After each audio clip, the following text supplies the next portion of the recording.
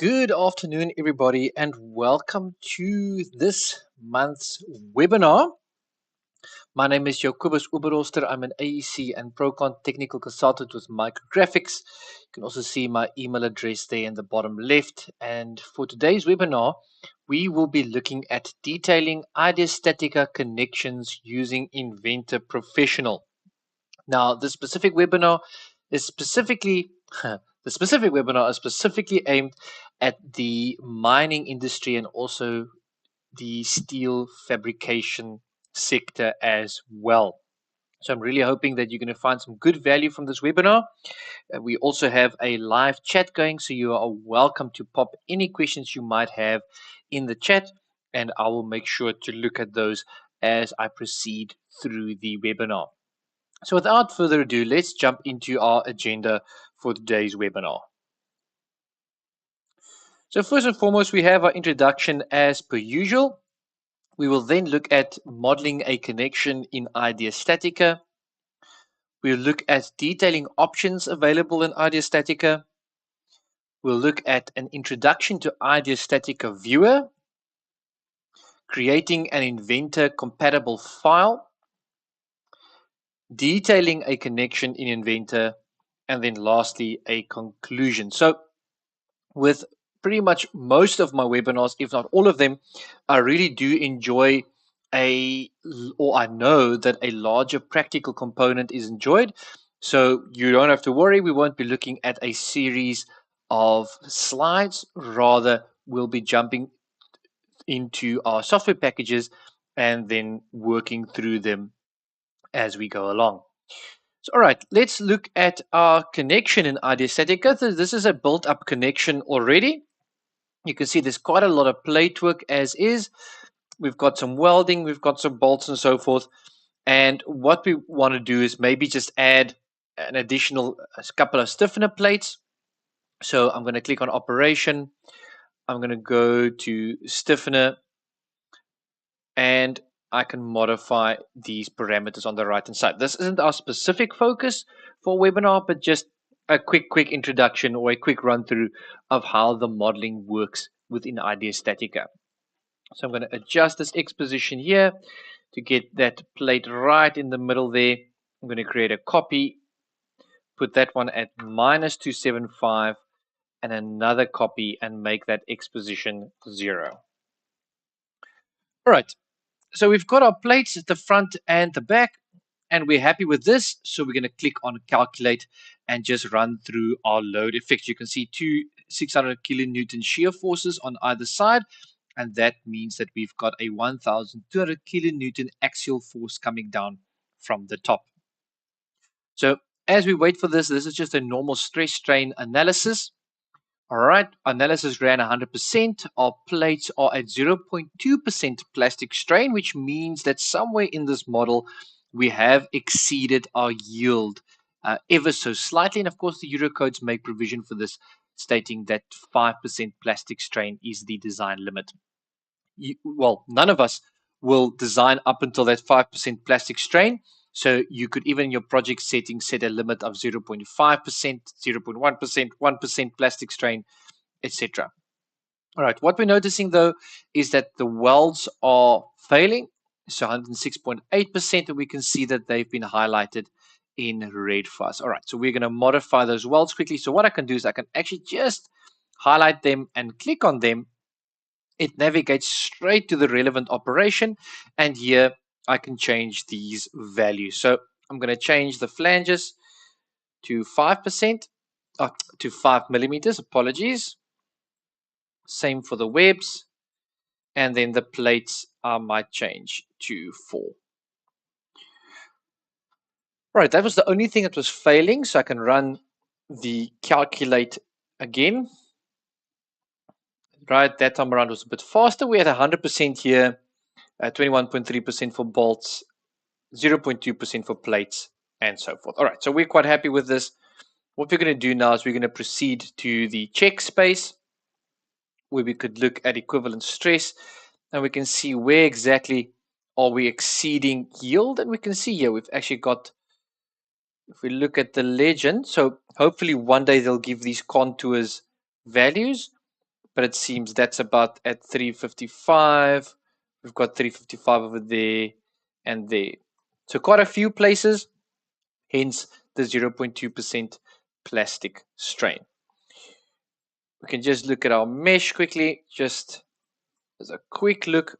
And with these gusset plates, if you're not happy with the size of this mesh, meaning you want something a bit smaller, you can actually go modify the mesh size within the project settings. All right, that's not what we're here for though. So what we want to do now is we want to look at the detailing options. All right, so we are happy with our design and we now want to proceed to the space where we either send some information to the detailers or we want to detail the connection ourselves. So one of the options is once you go to the report space, you can generate your project report. All right, so I'm going to generate that report and then we can discuss the different options. All right, so I think there's quite a lot of information in this report, so that's why it's taking just a second or two. You can see here there's a lot of information here, a very nice looking report as well. You can see we've actually got some details here, and this is information that you can isolate in your report and send to a manufacturer or to a factory. Right, it's not ideal though. We might not like something like that, so we might want to detail it in our own unique way. So up top here, you've got the option of exporting a DXF or IFC. Right, now when you export a DXF, so I've already created a DXF file, I've opened it in AutoCAD, and this is what you get. All right, so all of the plates, they've got a little notation here, and they've got dimensions and so forth. All right, so that's for all of the plates. And then also, if there's any drilling to be done, and you can see here for the top flange, it also indicates the drilling over here. Now, you can take these and you can send them to the profile cutters, or you can just use their outlines and then create some layouts.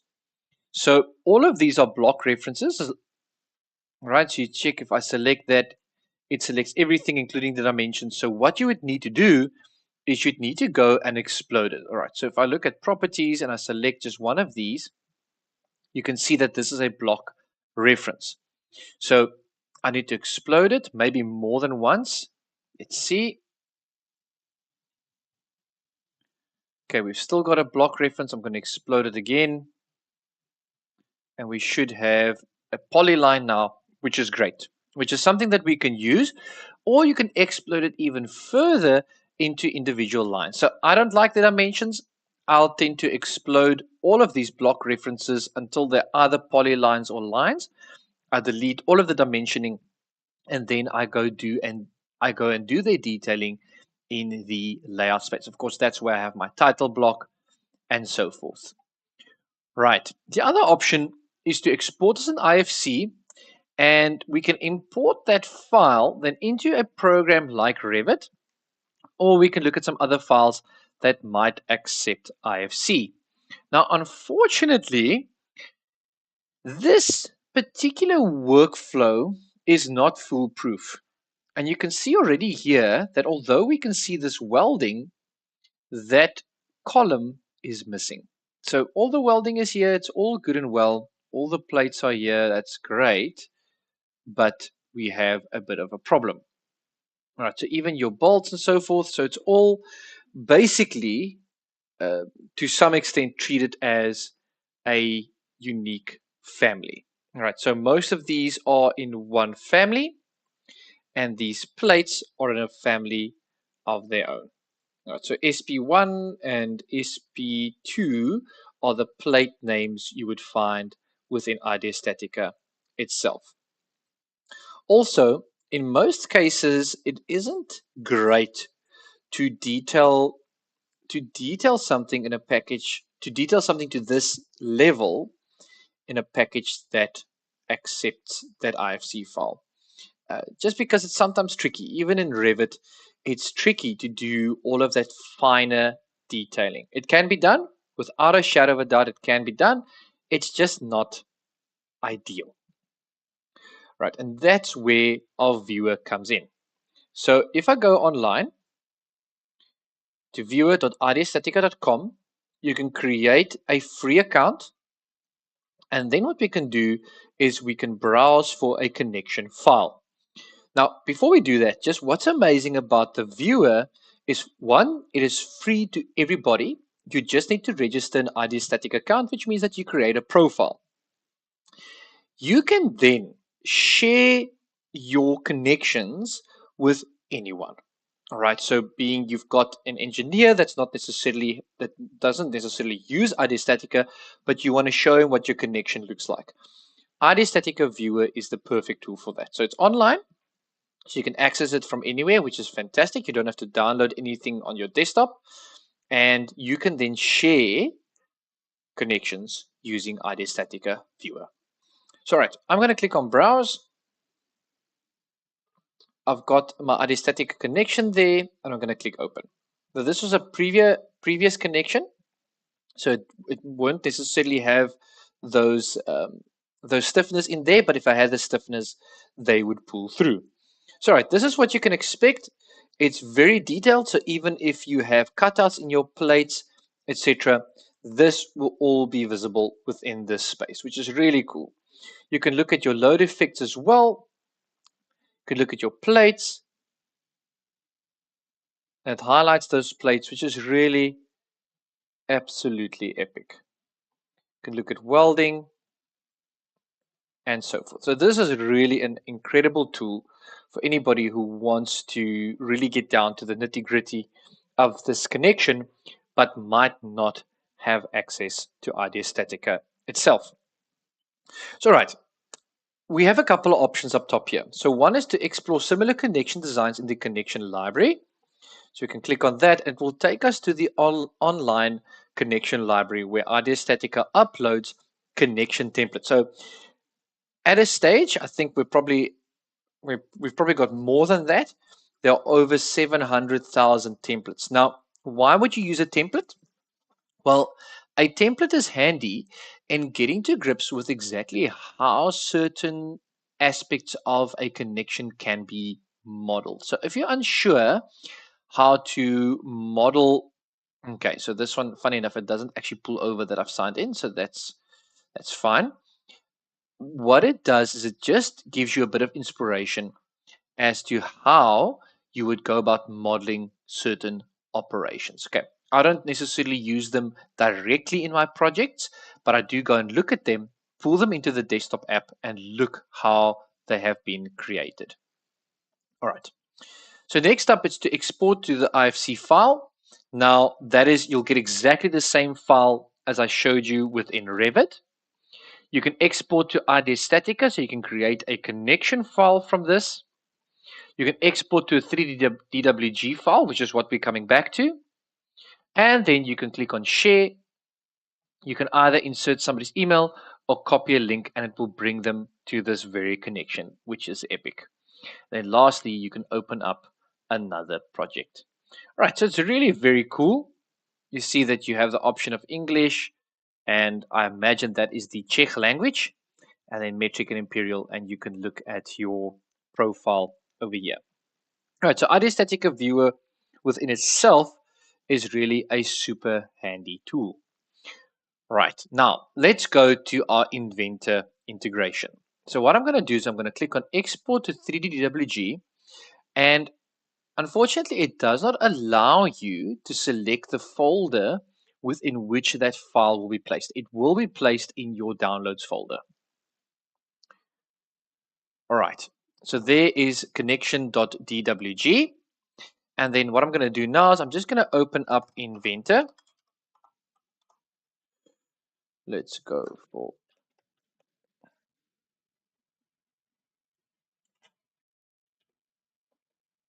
there we go. Right, so I'm launching Inventor. So it's launching on the left-hand side. So unfortunately, you can't see the loading screen, but we're getting there. All right. So I've got Inventor.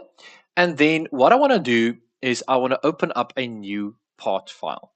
So there's micrographics, that's us, and a standard part file, and click on create.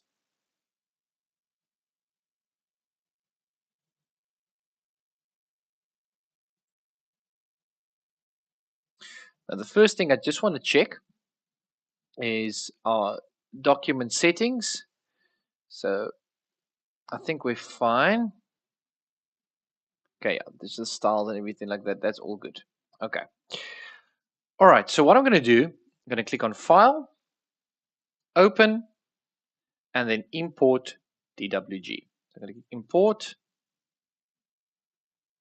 I'm going to go to my Downloads folder, connection.dwg, and click on Open. Yeah, it's very important that you go that route. You have to see this wizard to know that you're on the right track. I'm going to click Next.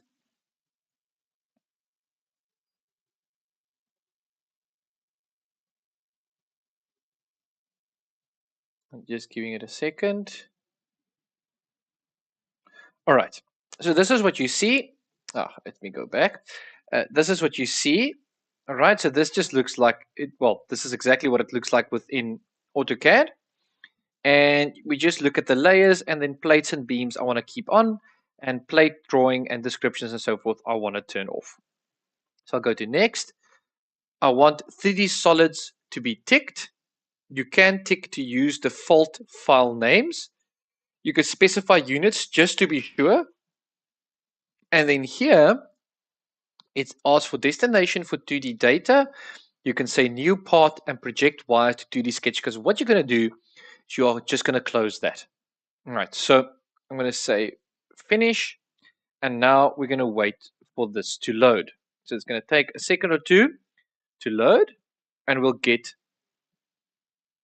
we should get 2 files. There we go. All right, so the part 1 is just the one that I initially opened. Part 2 we can close, so I'm going to click part 2. I won't save that. There's our connection, and I'm going to close part 1. All right, so here's our connection. You can see that we've lost a little bit of data.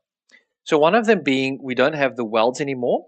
And I'm quite happy with that, in that the Inventor weldments are quite, I guess restrictive would be the right word, but then it's fixed, right? Then there's not a lot of modification you can do. So I prefer that it does it this way. But something to note out of the blocks is that none of these plates are constrained. So what I want to do is I want to select all of these, right click, and I want to ground them. So ground it to make sure that I don't accidentally move one of them. And that works perfectly well. You actually don't have to constrain them. Of course, then if you don't constrain them, then you have some limitations in terms of parametric updates. But if you don't need that, if you're not worried about that, then just ground all of them. Otherwise, I would recommend going through the process of constraining these parts. Now, immediately what you'll notice on the left-hand side is that every single one of these is their own part, which is fantastic. Right, in the event that you have a copy, like these two over here and these two on the sides, you can choose to actually replace one with the other so that it counts in when it comes to your bill of materials. It counts that there are 2 of this exact plate. Right, so that is completely up to you. So first thing we'll do after grounding our entire assembly is we'll go to File and Save As. And I want to save this in my folder. All right, so that will be in my webinars folder. You'll of course have a different folder, and I'll call this IS connection. I'll save it. We'll say multiple files have been updated in current session. Do you want to save changes and its dependents? And so it will save all of these initially within the downloads folder. So I'll click yes to all and then OK. We'll have to give it a second or two just as it saves all of the part files. What we can go and do then is we can take those part files and move them. Okay, so I'm going to cut these. I'm going to go over here.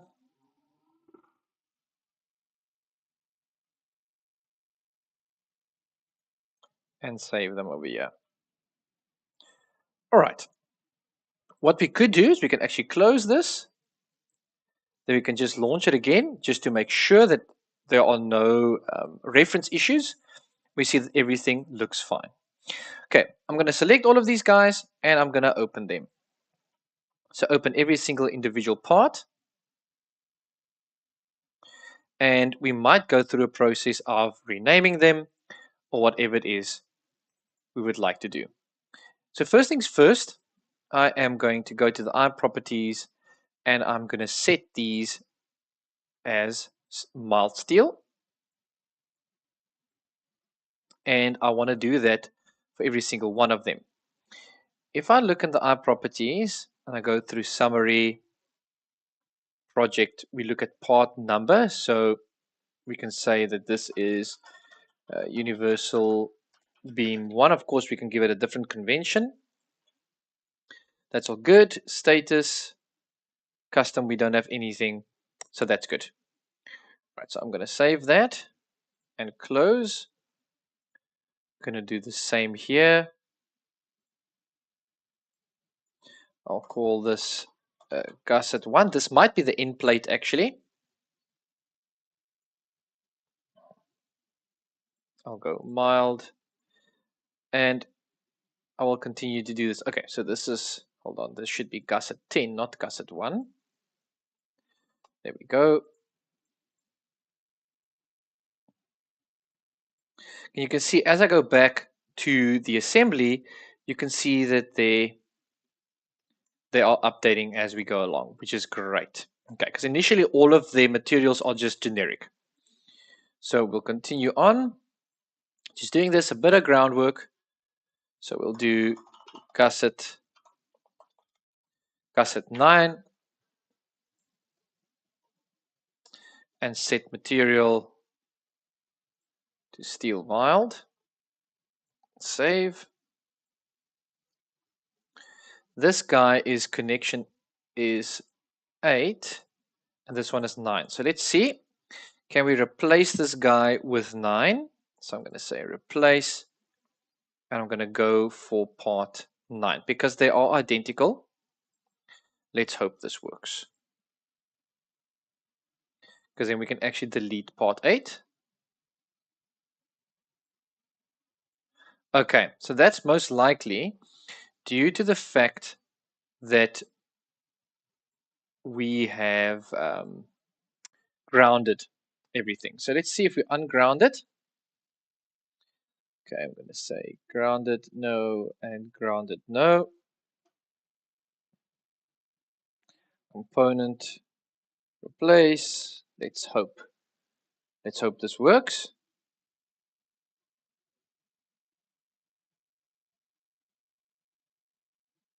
All right, so unfortunately that causes a bit of a stir for us, and maybe that is why we would want to set up our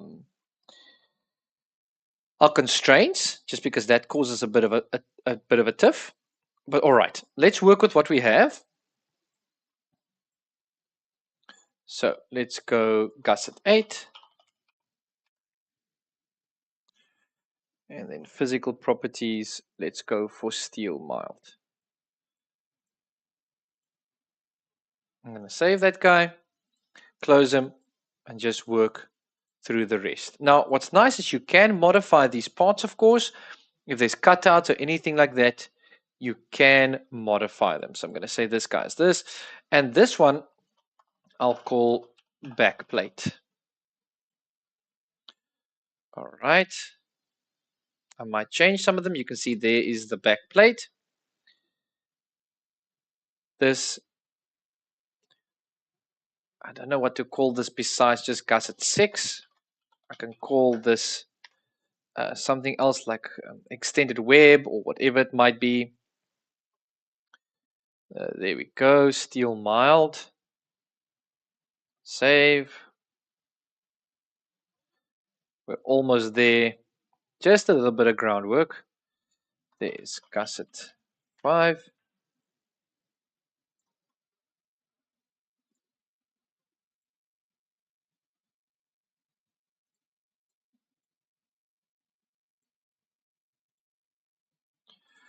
Okay. One of these should be the bottom plate. I don't think it's this one. This should probably some sort of a top plate. I'll just call this gusset 4.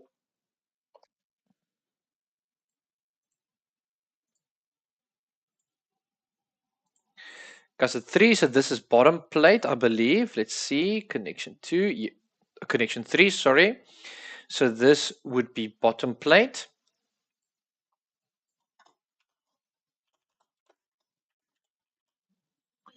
All right.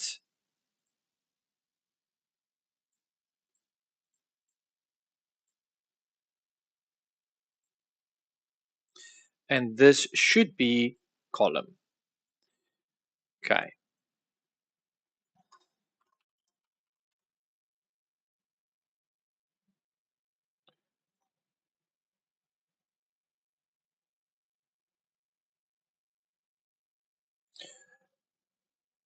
All right. So we might actually just come back to this. I do want to replace some of these parts actually. So this is 5 and 6. So let's see.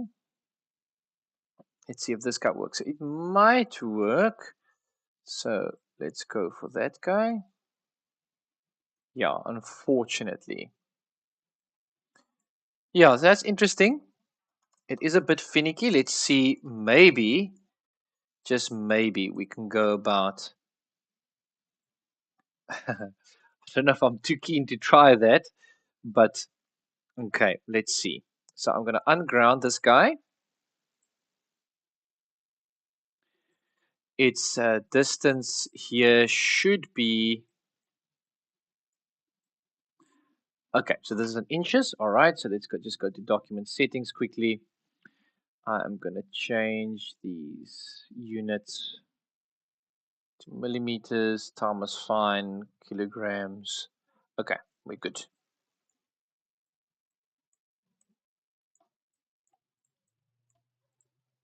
Okay, so this is 158. All right, and the rest is pretty straightforward. Okay, so I'm going to constrain this guy.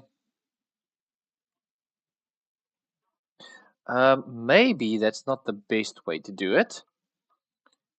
Let's see. Because I want to delete one of them. Okay, let's see from that edge over there.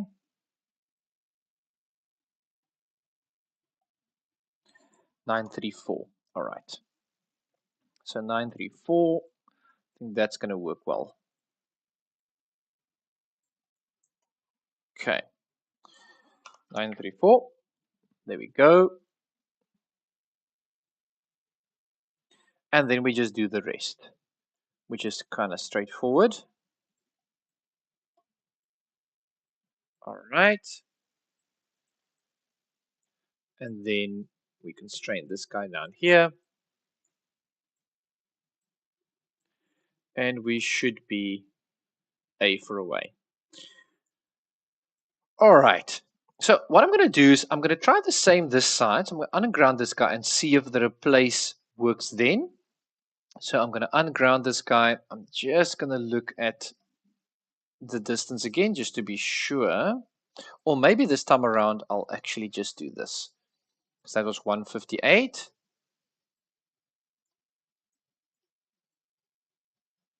Okay, 158. That's all good. Just move this guy out of the way.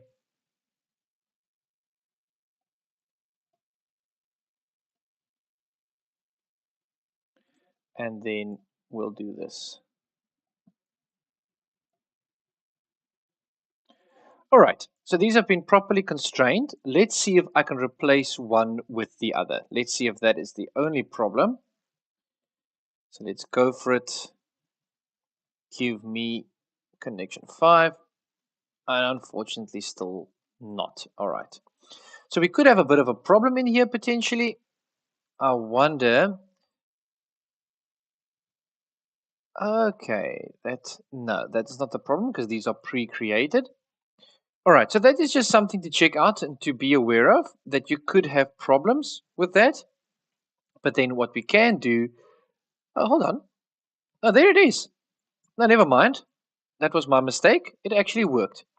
I don't like the fact that you get that error because it was confusing me because it was the same thing. But there we go. There we have connection 5 and connection 5, and they are in their correct position. So that is all you need to do is actually go and constrain them and then replace them, and that seems to work quite well. All right, so I'm going to hit save, and then what we're going to do is we are going to add some fasteners. So if we look at these bolt holes, so these are for M16s, we can see that they have been drilled at 18 mils, which is fantastic. So it means that you don't have to go and recreate or just increase the size of these holes. You can use them as is. So I'm going to go to place from content center. I'm going to look for my washers first and foremost. So washers down here, plane and DIN 126 is what we're going for. All right. So just going to auto drop just to get all of my washers in. All right, and then I'm going to change all of their sizes. So I'm going to go to change size. And they should all be 16s. Replace all, apply, and we're good. All right. So now I can place my bolts. So I'm going to go to place from content center again. I'm going to go for bolts, hex head, and these are ISO 4014. So let's see, there we go, DIN, ISO 4014, and unfortunately these guys I just need to place one by one. You can pattern these parts, which can make it easier, but in this case it is really just a lot simpler to place them one by one.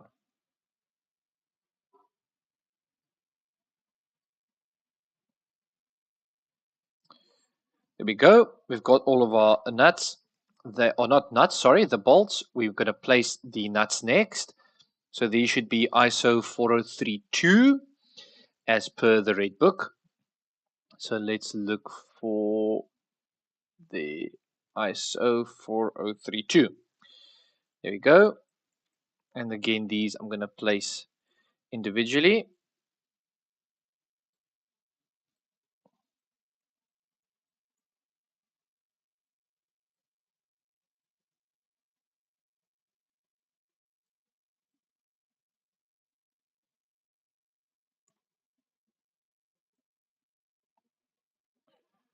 All right, 3 more.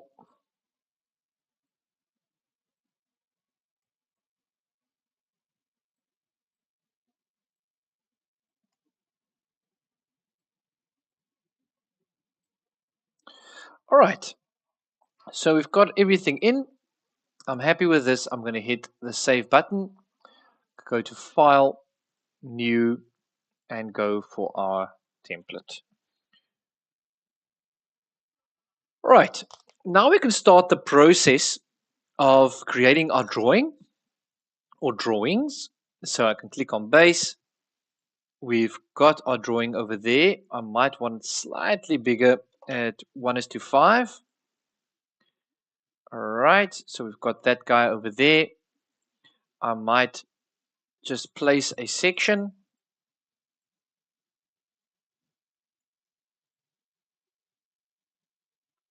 There we go. You can see that section over there. So this would just be to detail the bolts.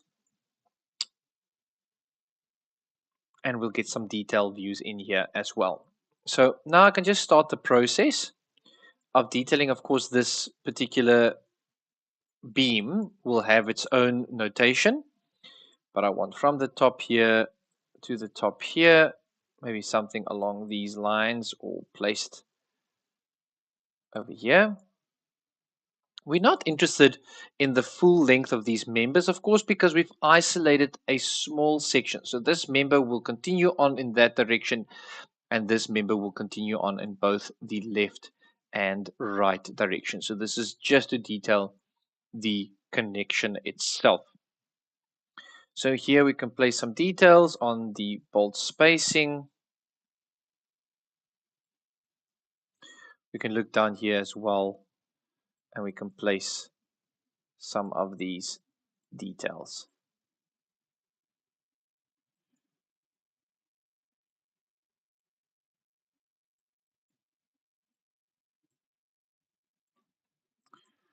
Right, maybe another detail over here. Maybe not down there. That doesn't look too great.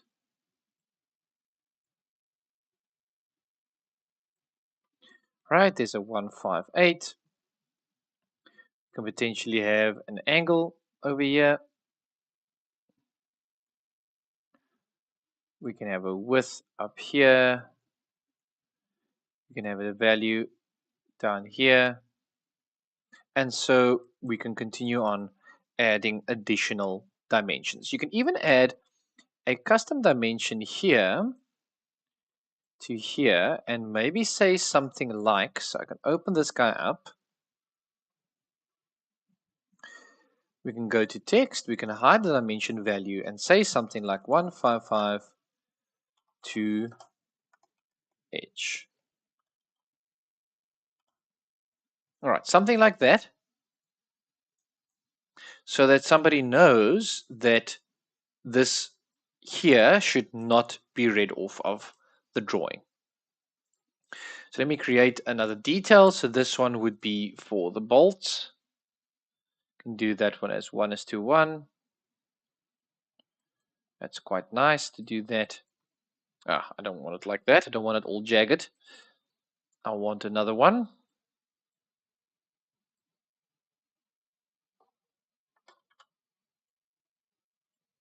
There we go.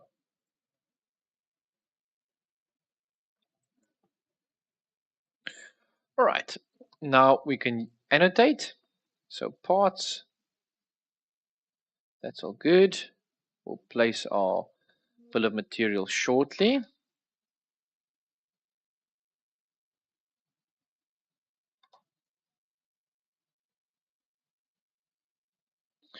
All right. Now let's place our bill of materials or our parts list.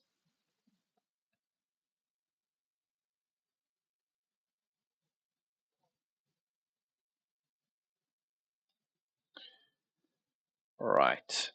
So just going to extend these slightly.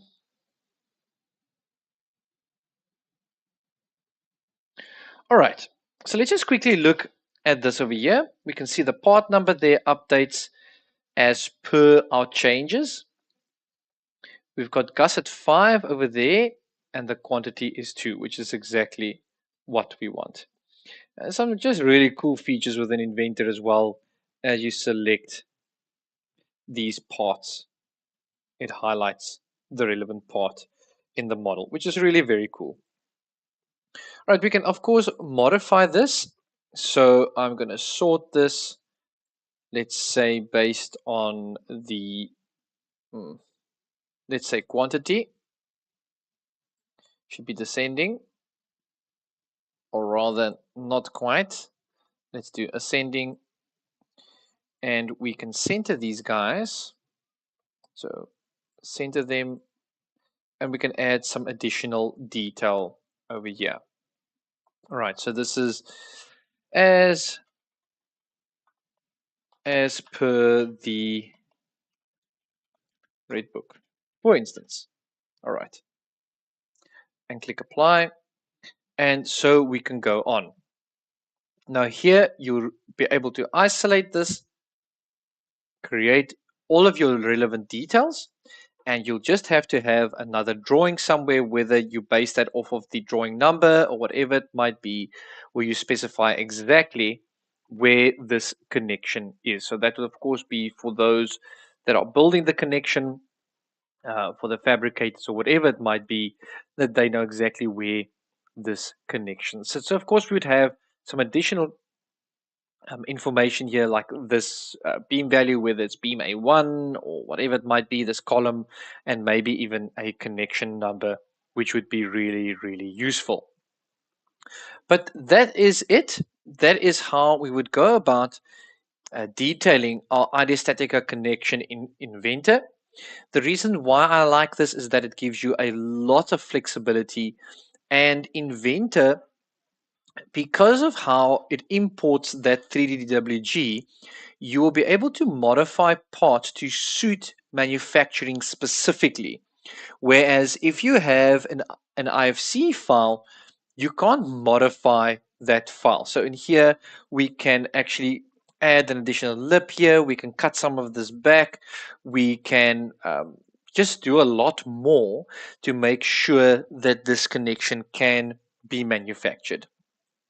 This bill of materials is also super useful, and of course additional information can be added to each of the parts to just make sure that this parts list is as comprehensive as possible. So really hope that you've enjoyed this webinar. I hope that it has helped you, and I hope that we see you in our future webinars. Please remember to hit the like button, subscribe to our channel if you haven't already, and send me an email if you have any questions, or pop something in the comment section, and I'll be sure to pay attention to it. Otherwise, hope that you have an awesome afternoon further, and looking forward to hearing from you sometime soon.